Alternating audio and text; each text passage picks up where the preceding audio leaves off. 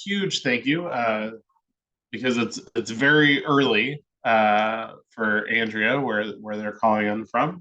But Andrea's here with us, co-executive director of the BIPOC Coalition of Washington State. I'll do a very quick intro here that will miss many of the amazing things you are working on.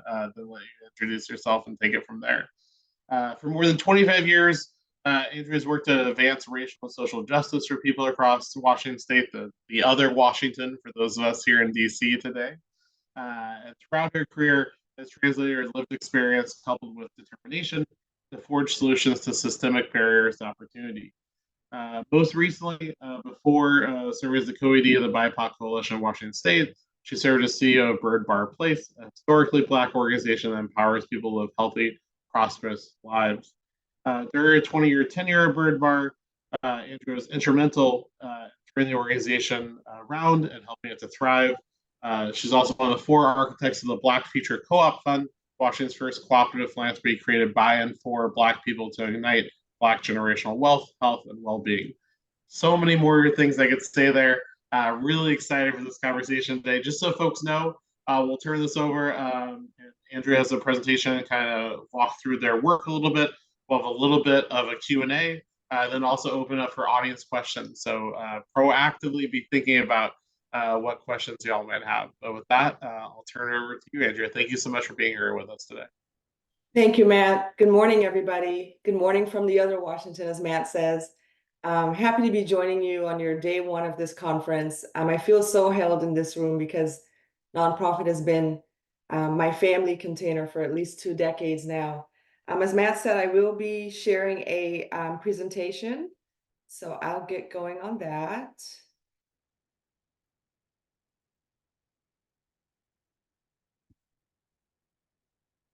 Can everyone see my screen?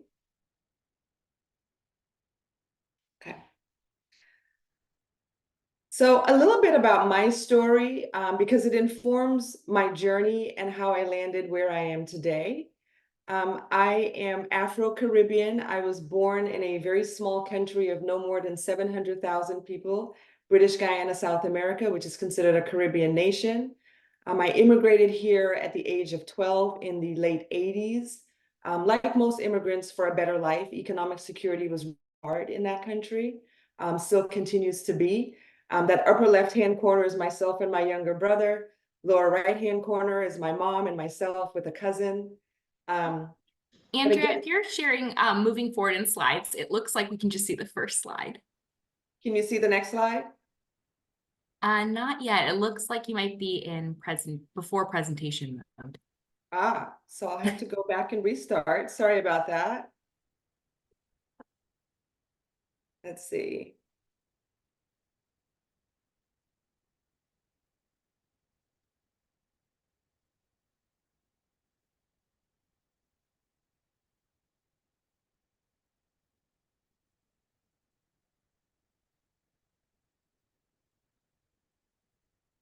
Is this better?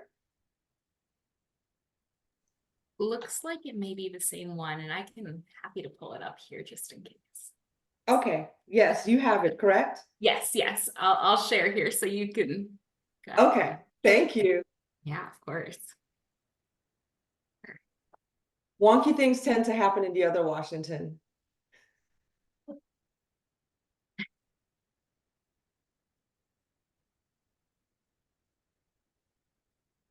Okay, there we go. So next slide, 2 slides over from this one. And yes, Elizabeth, it is early in the morning. So again, photo of me with my brother, upper left-hand corner, lower right-hand, my mother and I with a cousin. Next slide. And I show these slides in particular to inform that coming from a poor country, it socialized me to understand the work that I'm doing today, where people living at the intersection of poverty and racism. So that photo to the far left is me graduating from the Evergreen State College in Olympia, Washington, the state capital. And I have a degree in political science, where I was able to do an internship in the state legislature because of the proximity to the legislature, really understanding firsthand as an intern policy making. That then led me to my first job working for the House Democratic Caucus and then the Senate Democratic Caucus, again, understanding policymaking. And I was fortunate that I worked with members who followed, created, supported legislation that helped low-income families across the state of Washington. So again, given my ties to poverty, but then also now being in the state capitol, working on issues that supported low-income families was a really nice tie-in. That then led me to the governor's office, where I worked for 5 years for specifically the Commission on African American Affairs. So really then focusing on policymaking across the state of Washington, but as it relates to the economic mobility of African American people. The gentleman to the far right was my immediate supervisor in the governor's office, Tony Orange. He's now deceased. He passed away 4 years ago, but he brought me into the nonprofit world. He left the governor's office in the early 2000s and asked me to come with him. And so that's where I landed, was at Bird Bar Place with him. I became the chief operating officer. He was the CEO at the time. As Matt mentioned, the nonprofit organization, Bird Bar Place, is a historically Black organization. So it was created in the 60s to respond to what was happening with Black folks in the Seattle area at that time, but also to help power the national civil rights movement. At the same time, President Lyndon B. Johnson was ushering in the war on poverty legislation. So the agency also became a community action agency, which some of you might be familiar with. There are 1,000 of them nationwide. There are 30 of them in Washington state. We cover every county, serving people living at or below the poverty line. So again, at the intersection of poverty and race, which was a nice tie-in given my lived experience, but then also working in policy and now having the opportunity to see policy making turning into implementation, which is really an important journey to really follow and understand. Next slide, please. So we were rocked by these headlines in 2020, and these headlines is what really created the catalyst for the creation of the BIPOC ED Coalition. And what you'll see there, of course, is the reference to the murder of George Floyd. So we were really understanding poignantly that moment police brutality. We were also understanding just the economic divide, the great wealth divide, and overlaid with the racial wealth divide. Then we were also rocked with COVID and the health and economic implications, which in a stark way sort of got the attention of us nonprofit leaders in Washington state. We stood up. We were being affected by these realities, but I think what it did was it powered us to really stand up and demand some things for ourselves. So next slide. So what you saw there, what you see here is I was leading Bird Bar Place in 2020. Tony Orange had left. When he left, I became the CEO after 5 years. So I was CEO for a total of 15 years, spending a total of 20 years at the organization. I left June of last year. And working in this intersection of advocacy and policy making, but also direct services, was a really great cross-section to inform how do we activate the people from the ground to create the resources we needed to make movement. And so being at Bird Bar Place for those years really helped me think about how we could position. So for instance, Matt mentioned, I'm one of the co-founders of the Black Future Co-op Fund. What we understood in that moment was that there was also this dynamic around philanthropic redlining, right? We know there's philanthropic hoarding, period, but overlay that with only 2% of all philanthropic dollars nationally go to organizations led by Black people. And so we were being called on more so than ever in those moments in 2020 to step up, to be in thought leadership spaces, to help solve these issues around police brutality and other racialized issues, but we weren't fully resourced. So myself and 3 other women leaders of nonprofits came together and said, look, we see our young Black activists in the streets demonstrating and demanding some things for themselves. The least we could do is support them in the boardrooms. So we went and we were demanding of philanthropy in those moments that they help stand up this fund. The fund then became the Black Future Co-op Fund, where our goal was to raise $25 million. I'm proud to say we've raised $27 million to subgrant to Black-led organizations in Washington state so they can continue to do their great work. And we used it as a theory to practice sort of structure where we were theorizing to funders to practice trust-based philanthropy. And so we were saying to them, here's how we're doing it. It is that simple. You simply can make the shift, the paradigm shift to do it. We're doing it. We don't require applications. We do not require grant reports, and we give unrestricted multi-year funding. Our next goal is to raise 246 million. That's $1 million for each year of institutional slavery in this country. Really, it's symbolic, that figure, but also it ensures that it becomes a replenishing fund, because there's so much work to do beyond just funding our organizations. There's a lot of work around healing and repair that needs to be done across our communities, but within our communities. But then also we created the BIPOC ED Coalition. Again, from informing my time at Bird Bar Place, I sat with other leaders, BIPOC leaders, Black, Indigenous, people of color leaders, to understand how are you doing across the state, given the coronavirus, given the rise in Asian hate, given police brutality, the demonstrations, everything was coming at our leaders, but we were still expected to show up to work each day. And mind you, when we were talking about our workers having to show up when there were these stay-home orders, but there were some positions that didn't have that luxury. Some of our nonprofits suffered the same reality. Our direct service organizations were not allowed to stay home, and of course not, right? How do you administer your food bank from home, your housing program, so on and so forth? So we found a lot of our BIPOC organizations were in a place where they were raging and grieving, but still needed to show up to work and provide for our community. And so we brought some of these leaders into a call. We said, hey, let's schedule a Zoom call. Zoom was becoming a thing. Let's meet virtually, just simply to check in, to see how folks are doing. 240 people registered for that call. 198 people came. So we scheduled another call 2 weeks later. 150 came. We scheduled another call 2 weeks out.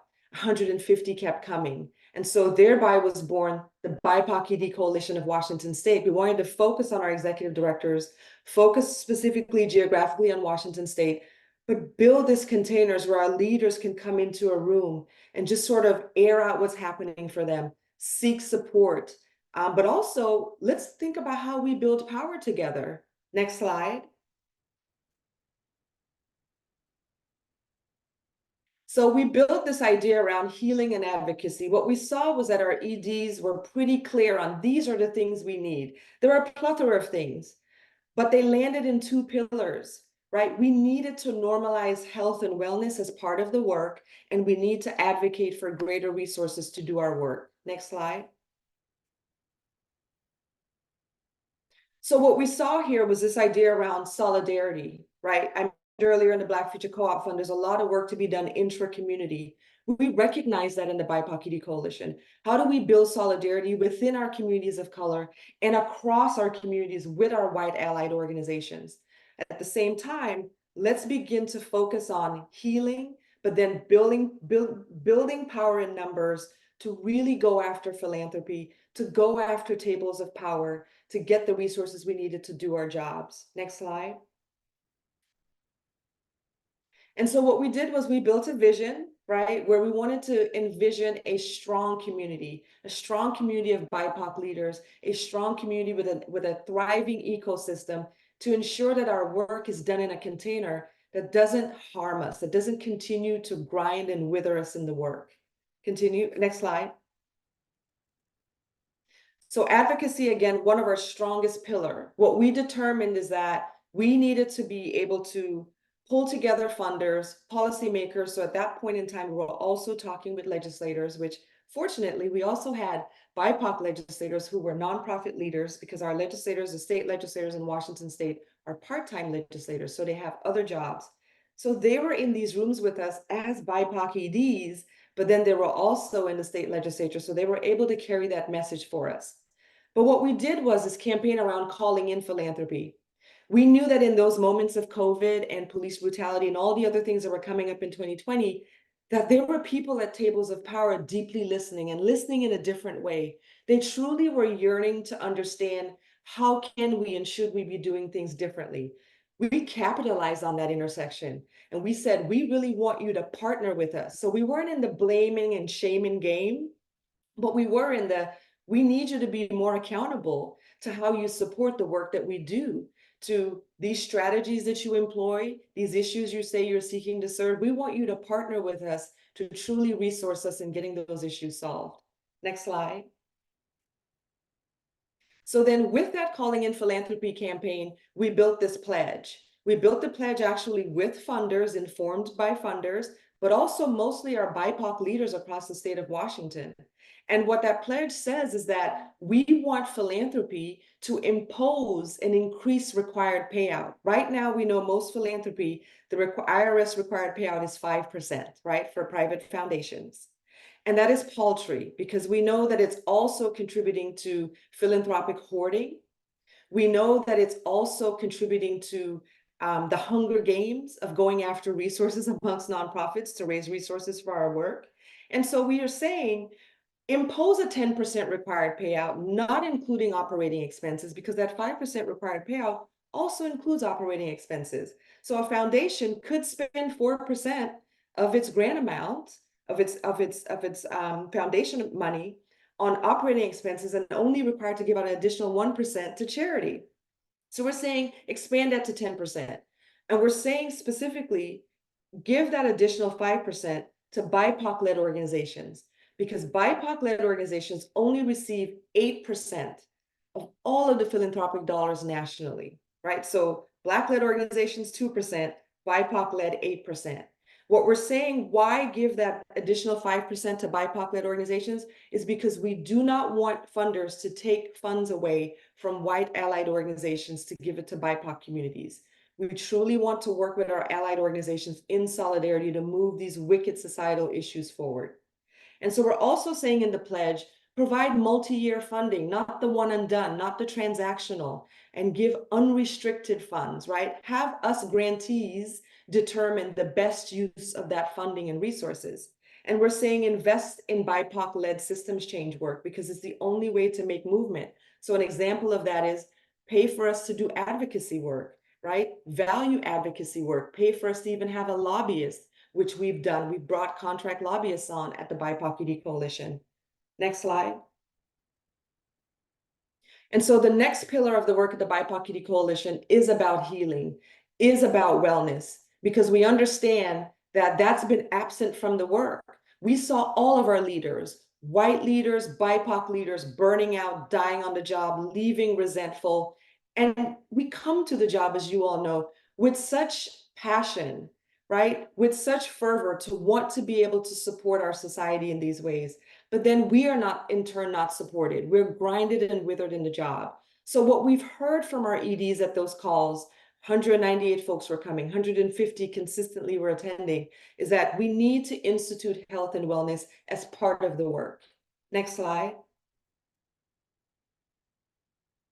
And so what we wanted funders to understand when we made the case is that this was about not just fortifying the organization, but fortifying the individuals in the organization.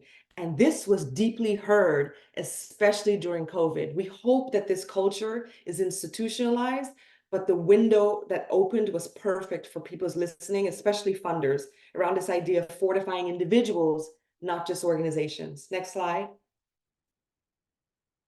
So wellness, what we've been doing at the BIPOC ED Coalition since the inception in 2020 is we host gatherings monthly.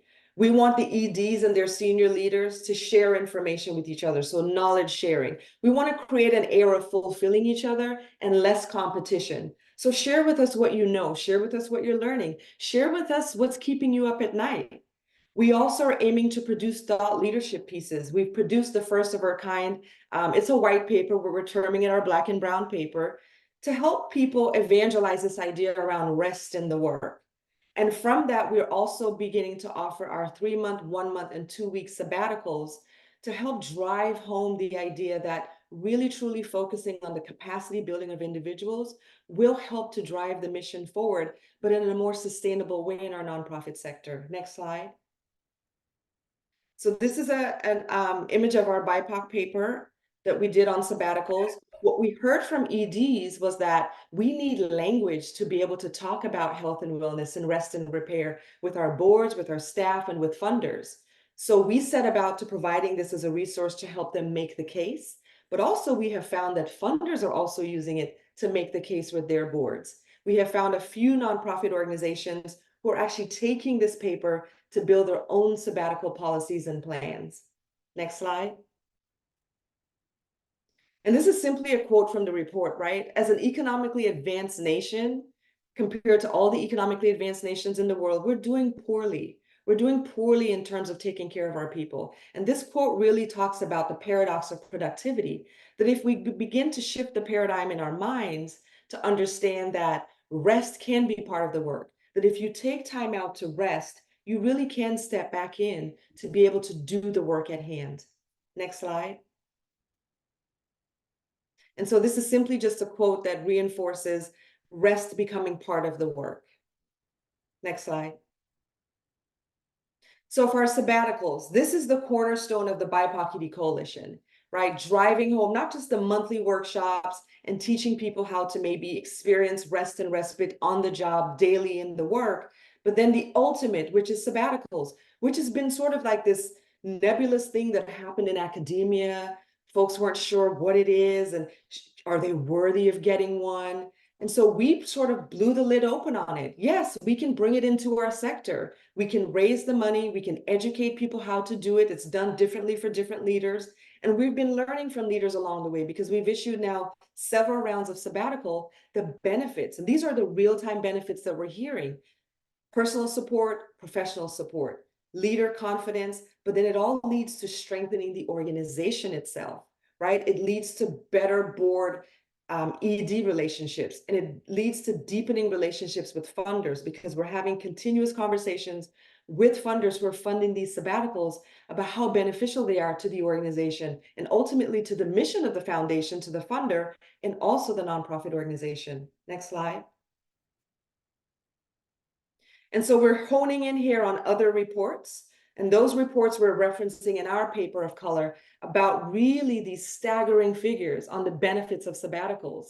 And it highlights what I said earlier, the improved health of our leaders who take these sabbaticals, the improved relationships between tables of power and staff and boards and EDs, and also gaining skills. The idea that I'm able to step out of my daily and maybe open my mind and my creativity to other things that I may not have had time to pay attention to. And then I step back into the work with this renewed sense of I have different skills and an understanding of how to approach the work.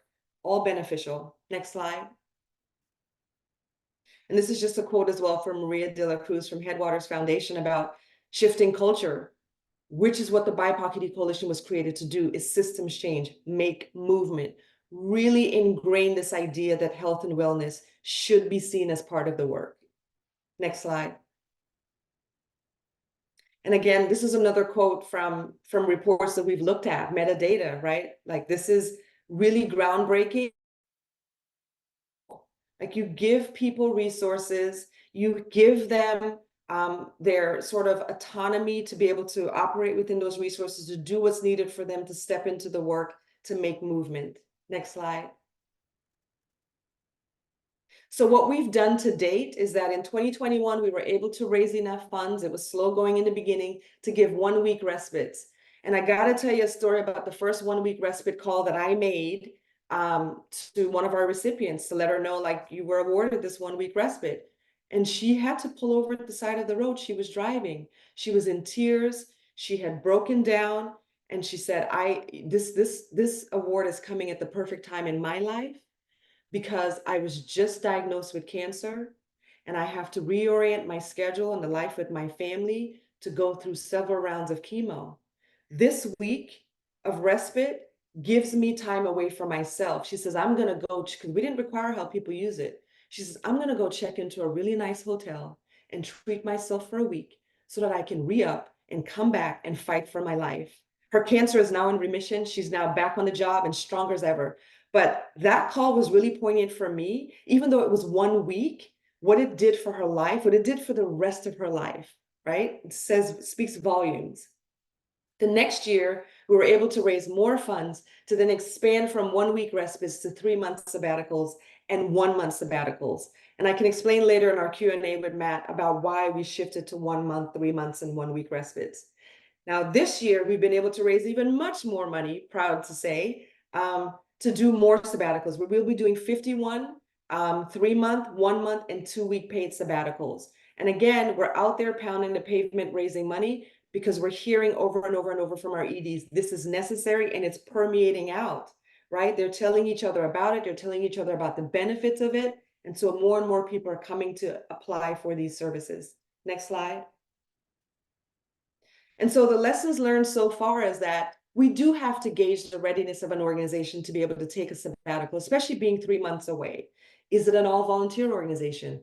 Could they withstand the departure of a leader or a key role for several months, right? We've learned that we needed to stagger the length of those sabbaticals. Not every organization is ready for the 3 months. In fact, next year, we're looking at maybe going to 6 months because some EDs are ready to go there to plan for their retirement. But we also understand that some are just not ready to do 3 months. So we're doing the 1 month, we're doing 2 weeks.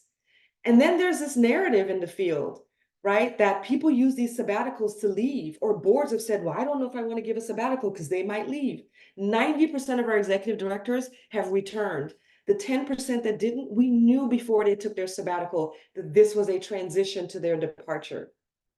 And then also we understood that we needed to support financially, tending to the organization, supporting the capacity in the organization while the ED was away. Next slide.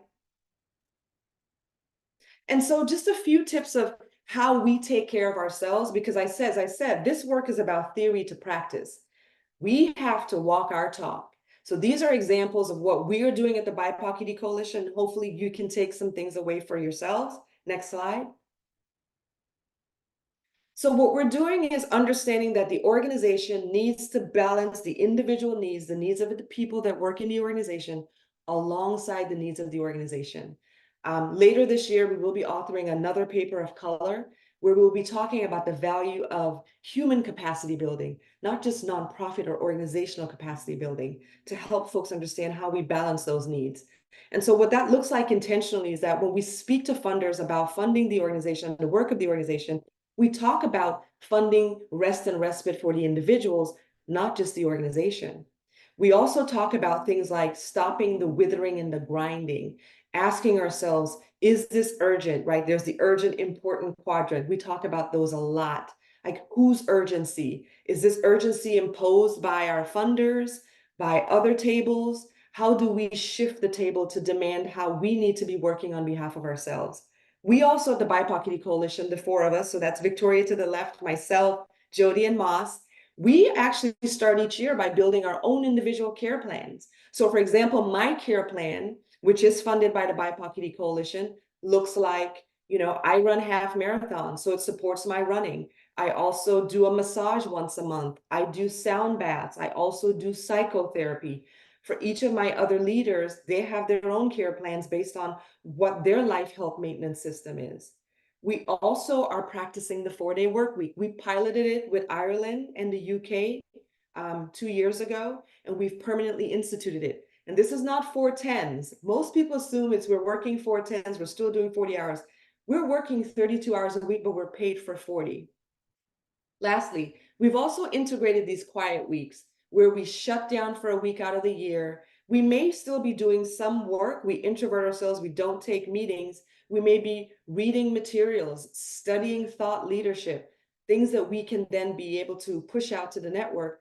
But most importantly, we're shutting out the noise. We're shutting out the need to be able to produce and provide every day and taking care of ourselves. Next slide.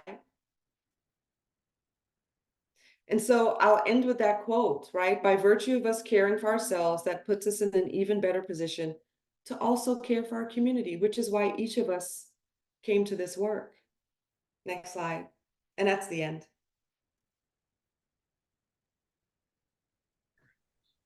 Thank you so much for this. I have a million questions I could ask right now, but also just want to pause this. Really appreciate your time and your insight here. And as I told you, kind of prepping for the summit, a lot of what y'all are doing and the other Washington are things we hope to bring here in the years to come. I really appreciate your insight, both about how you set that up, but also just the tangible benefits you've already seen from the work. So just a reminder to the audience, we have a few minutes here. We have a couple of questions kind of prepped But also, if you all have questions, please put those in the chat. If we don't get to all of them, we'll definitely follow up as well. So just wanted to start with, I thought it was really interesting hearing how you were able to connect with funders on this, right? So a lot of times that's the nonprofits in the room probably are nodding their heads, right? But a lot of times funders take a little bit more to kind of understand this need for rest, the need for the individual in general. I thought really kind of stood out there. For a lot of our nonprofit EDs, they're thinking about this specifically not just with funders, but with their boards. So when you're thinking about that board conversation or that funder conversation, any kind of tips or ideas or strategies for nonprofit leaders to kind of pitch the benefit of investing in wellness and rest? Yeah, I think about early on in the creation of the BIPOC ED Coalition, when we heard, because we were deeply listening to what was surfacing to the top. And it was really starkly, again, Matt, this idea around we got to rest, but how do we rest and do the work? And we were seeing it quite differently. So we needed the sort of ecosystem in the nonprofit sector to understand the benefits to the organization. So we led with the organization first, right? What we heard a lot was this idea around, I lack creativity. I used to be so creative. So we found a way to tie in ED's talking about this need and this yearning to go find and recharge their creativity, which then enables them to really move the mission forward. So tying those two things together, what it does for the individual, but then how it ultimately benefits the organization. Now we're actually talking more 50-50 about how it benefits the individual, and people are more open to that. But to your point, the early days was about, well, you do that, but then how does it, but what's in it for the organization? So we talked a lot about how employee well-being, which these sabbaticals promote, really increases organizational effectiveness and ultimately the impact of the mission impact. And that was what really shifted boards of these nonprofits, but then funders. Some of the things we kept hearing early on was, well, how is that productive? We have to pay for productivity. We kept talking about the paradox of productivity. We actually have a presentation on that again, you tend to the human, you tend to their psychology, you tend to them physically, and they are able to step in to do the work at hand, to do the work that you all feel boards and funders are important. Definitely. And you mentioned a little bit the varying length of sabbaticals, which I think is really interesting that y'all are either already have or exploring anything from 1 week to 6 months, right? Very, very different in time there. For some of our leaders listening, I think they often think of sabbaticals as a kind of 1 month or more, and just whether real or not, they may not feel like they're ready yet to do that. So I guess any advice on other practices, whether how to take advantage of a shorter kind of 1 or 2 week sabbatical or other things kind of sabbatical related that you encourage leaders to take as a first step? Yeah, so thank you for that question, because this is why we expanded our sabbatical program to include 1 month and 2 weeks. Because, well, first, we just didn't have the money to go 3 months from jump. But when we did bring the resources on and we talked with EDs who we knew were burnt out, we approached them, their organization wasn't ready to take that leap. So then we broke it down into bite-sized chunks to still meet the need of the individual, but also consider the organization. That's where we landed on the 1 month sabbatical, 2 week respites. And so we found that also EDs who weren't ready for any of those, how can we, through those monthly workshops, explore rest, to your point, and respite on the job? The 4-day work week is one of those explorations, right? And now it is an intense body of work because you've got to do a lot of scenario planning. And there's some shadow sides of that's another presentation, but we explored the 4-day work week. We talked about taking a slower, quiet week during given months. EDs start off the year, we've got to get the audit prepared, we've got to, and do our financials for the previous year. We've got to get these reports out the door. Then we've got to do the 9/9. Well, once you get past that, impose a quiet month or a quiet week where you may still be taking care of some things internal to the organization, but then you are, again, protecting yourself from the external noise, right? Being more slow and deliberate. We also discussed this idea of distributed leadership, which we do a workshop on, moving some job duties from specific roles to other roles, right? So making each role then, especially senior roles, less impossible. Then we also talked with our leaders, which I did when I was at Bird Bar Place. So I practiced a lot of this. incorporating health and wellness days where the organization closes for a day or two, or maybe even 2 half days if you can't close for an entire day. And during those days, you provide breakfast or lunch, right? A really hearty meal for your staff. So they're coming to work, but you're tending to them, right? We had massage therapists come on site. We had sound baths, we did yoga, we did meditation, we had a mental health therapist. And we broke up different rooms in the building where folks can tend to, go to what they're drawn to. But you're doing health and wellness in the workplace as part of the work. Great.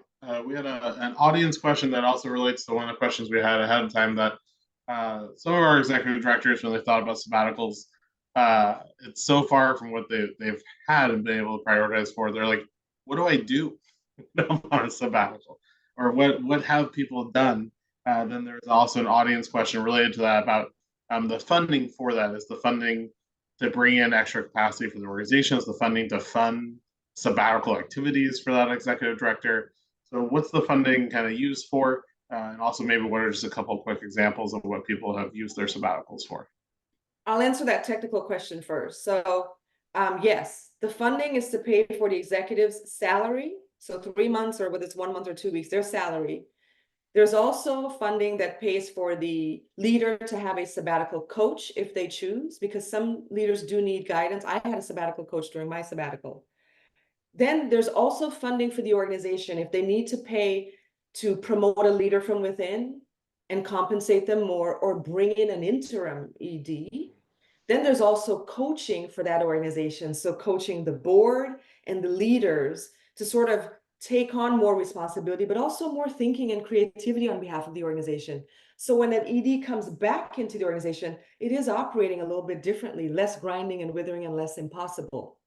So yes, funding is both for the ED, and yes, there is funding to pay for the ED sabbatical activities. So we cap it at $10,000. So in addition to their salary and benefits, we do give them $10,000 grant, but then the organization also receives funding to shore up their capacity. Now, in terms of sabbaticals, most leaders have spent, and it's varied, they've spent time focused on things that they weren't able to do while at work. So we just had recently an ED talk about spending time with family because they were actually in a coma during COVID and missed a lot of time with their family. So they used that 3-month sabbatical to make up for what they felt was lost time for themselves and their family. Sadly, another ED spent that time learning how to grieve. They had recently lost a child. Others spent time on developing and tending to existing hobbies or developing new hobbies. Others went on this really deep inner learning journey to unlearn ways in which they maybe have tended to show up in the work that may no longer serve them. Some simply spent time doing things like they wanted to not be obligated. So they wanted to sort of do things they wanted to do, not things they needed to do. So simply, one woman said, if I woke up that day and my mind says just stay in the bed, I stayed in the bed. Other people were like, I just jumped in the car and took a road trip. I wrote a book, or tending to their health, which is what I did on sabbatical, focused intently on my health, making all my doctor's appointments and going to them. Some spent a lot of time in nature. And then, like I said, there's also where the sabbatical coach can be helpful to help the leader think through what would be right for them. So you may be starting off on your sabbatical not knowing what you want to do, what's right for you. Sabbatical coach can help guide you there, but they can also help hold you accountable. So I actually was very fortunate that Bird Bar Place paid for a 6-month sabbatical for me because I'd been there 20 years. I mean, we EDs know this. I had to go raise the money, but it's okay. They approved it through policy. So in my 6-month sabbatical, they also paid for a coach for those 6 months. And I met with her once a month. I also sent her a follow-up email 1 week after each call to outline how I was staying true to my sabbatical goals. And if I needed to pivot even. So there's flexibility there. Definitely, no, great. That's really helpful. I think a lot of EDs we talk to, their first answer is I would sleep for a couple days and then I think figure out from there, which is a good place to start, but helpful examples of how folks have really meaningfully used that. I think we had one other question. I have a feeling is a quick answer where someone asked on the flip side of EDs taking sabbaticals and leaving, is there any concern about an ED taking a sabbatical in the organization not thinking they need that role anymore? I have a feeling I know the answer there. I'd be curious. Yes. They have recognized that the way they've been organizing themselves to be in the role becomes tenuous, it's impossible. So we've introduced this idea of co-leadership, which we actually practice at the BIPOC ED Coalition. There are 3 of us executive directors leading this work. Now, there's a discipline there. We have streams of work. We have our lanes. And so we've introduced this idea. The ED still wants to provide their experience or their talent towards the organization. They still have many more years left in their career, but don't want to do the job in the same way. So we've had them actually go on a journey where we have a workshop for that too, where we learn about co-leadership. And it does not work for everyone. But for those EDs who still want to be giving at that level, but not in that way, co-leadership seems to be the solution for them. Great. Well, thank you again so much for your time. Thank you for joining us early from the West Coast today. I appreciate that as well. I know there's many more questions we could have there, but this was the beginning of a conversation and a great tone setter for the rest of our kind of 2-day summit. So thank you again so much for your time and for being here with us. Thank you. And I just want to say, I appreciate the work of Spur Local. Thank you. Just discovered y'all. Totally want to be working in partnership with you. You all are stepping in the gap. As you know, we're nonprofits, especially our small nonprofits, need the most support, right? So doing that daunting work of fundraising and also building the capacity of these organizations so that we can continue to do the great work we were designed to do. So I want to thank you for that. And I also want to thank everyone on this call for choosing to be in this work, right? You're choosing to be here. I thank you for your commitment because it means the world to our entire network. And lastly, I got to say, I was looking at the calendar today and I found that it was Happy Administrative Professionals Day. So happy Administrative Professionals Day, especially to those administrative professionals in the small nonprofit fields. We lift you up today and every day. Thank you for all you do for our organizations. We could not move forward without you. Thank you. Definitely. I love that. That's great. For those of y'all that are staying on for our peer-to-peer session, if you're doing empowering staff to be change makers, you'll be on this Zoom. So we'll start in just a couple minutes. If you're attending one of the other peer-to-peer sessions, the links are in your workbook.